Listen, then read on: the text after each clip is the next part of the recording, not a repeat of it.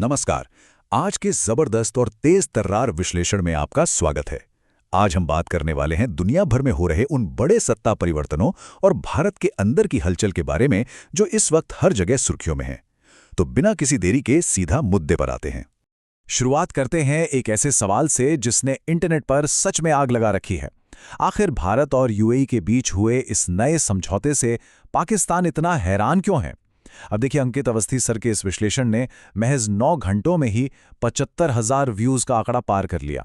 और क्यों ना करे, ये डील पूरी दक्षिण एशिया की भू राजनीति को अंदर तक झकझोर रही है। तो चलिए सबसे पहले बात करते हैं भारत की इस मास्टर स्ट्रोक कूटनीति के बारे में। मेजर गौरव आर्य के दत्त चाणक्य डायलॉग्स की इस हेडलाइन पर जरा गौर कीजिए। ये कोई आम डिप्लोमेटिक मुलाकात नहीं थी, बिल्कुल नहीं, बल्कि ये तेल, हथियार और खुफिया जानकारी यानी ऑयल, आर्म्स और इंटेलिजेंस, इन 3 रणनीतिक स्तंभों पर टिका एक ऐसा मजबूत समझौता है जिसने मिडिल ईस्ट में भारत की पकड़ को एक अलग ही लेवल पर पहुंचा दिया है। और दिलचस्प बात पता है क्या है? बात सिर्फ यूएई तक ही सीमित नहीं है। पुण्य प्रसून वाजपेयी और अंकित दुबे जैसे वरिष्ठ विश्लेषकों की रिपोर्ट्स अगर देखें तो भारत और ईरान के बीच भी एक बहुत बड़ी मेगा डील की अटकलें काफी तेज हो गई हैं। रिपोर्ट्स तो यहां तक कह रही हैं कि भारत के इन ताबड़तोड़ फैसलों से अमेरिका के पूर्व राष्ट्रपति डोनाल्ड ट्रंप तक हैरान हैं। अब आप सोच रहे होंगे कि क्या वाकई लोग इन कूटनीतिक चालों में इतनी दिलचस्पी ले रहे हैं? तो जरा इस आंकड़े को देखिए, 4,62,000। मेजर गौरव आर्य के इस यूएई मास्टर स्ट्रोक विश्लेषण को सिर्फ एक ही दिन में इतने सारे लोगों ने देखा। ये साफ दिखाता है कि हर कोई भारत की इस नई और आक्रामक वैश्विक भूमिका को समझने के लिए कितना ज्यादा उत्सुक है। अगर आप थोड़ा जूम आउट करके देखें तो दुनिया इस वक्त 2 बिल्कुल अलग अलग दिशाओं में जा रही है। एक तरफ अपना भारत है जो लगातार रचनात्मक मेगा डील्स क्रैक कर रहा है, नए दोस्त बना रहा है, और दूसरी तरफ दुनिया के बाकी हिस्सों में बहुत ही ज्यादा नाटकीय और अस्थिर कूटनीतिक तनाव देखने को मिल रहे हैं। और इसी तनाव की कड़ी में हमारा अगला विषय है अमेरिका और चीन का सीधा टकराव। मिडिल ईस्ट से निकलकर अब सीधा बीजिंग चलते हैं। सवाल ये उठ रहा है कि क्या चीन ने ट्रंप को फिर से अपमानित किया? अंकित अवस्थी सर के विश्लेषण पर आधारित ये रिपोर्ट हाई प्रोफाइल दौरों के बीच होने वाले उसी भयानक कूटनीतिक घर्षण को सामने लाती है और ये सोचने पर मजबूर करती है कि क्या इन सारी चीजों के पीछे कोई बहुत गहरी चाल चल रही है।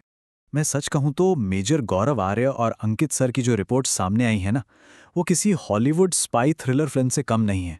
मतलब सोचिए, जासूसी का खौफ इस कदर था कि पहले चीनी अधिकारियों के दिए गए उपहारों को डस्टबिन में फेंका गया, फिर सुरक्षा के डर से अपने ही फोन्स को नष्ट कर दिया गया, और आखिर में बीजिंग से आनन फानन में रवानगी। इंटरनेशनल पॉलिटिक्स में अविश्वास का ऐसा चरम उदाहरण शायद ही कहीं और देखने को मिले।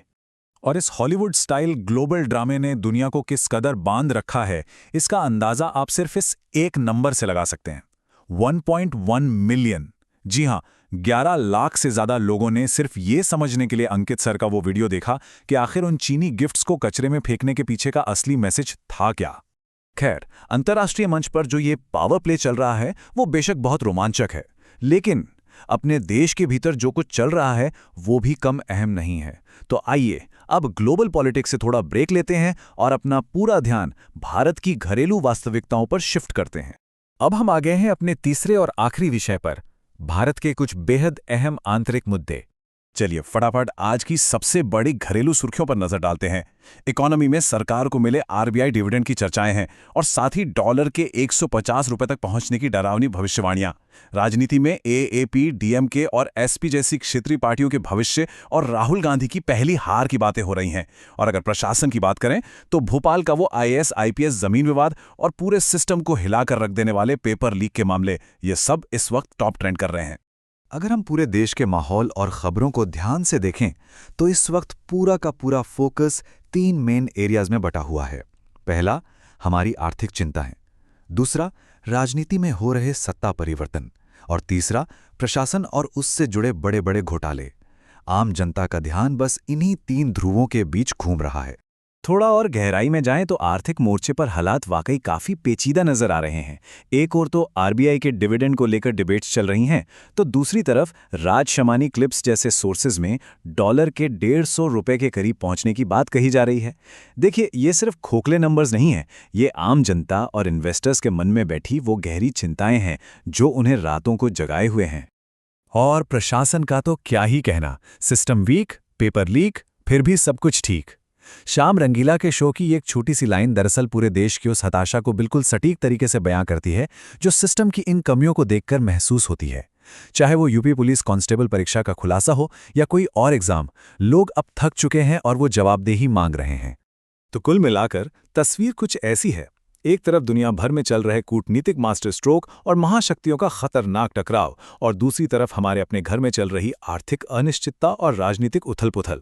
इन सारी चीजों को एक साथ जोड़कर देखें तो एक बहुत ही बड़ा सवाल खड़ा होता है। क्या हम दुनिया और देश के स्तर पर एक ऐसे नए युग में प्रवेश कर रहे हैं जहां कुछ भी, बिल्कुल कुछ भी निश्चित नहीं है? सोचिएगा जरूर। आज के इस विश्लेषण में हमारे साथ जुड़ने के लिए आपका बहुत बहुत धन्यवाद।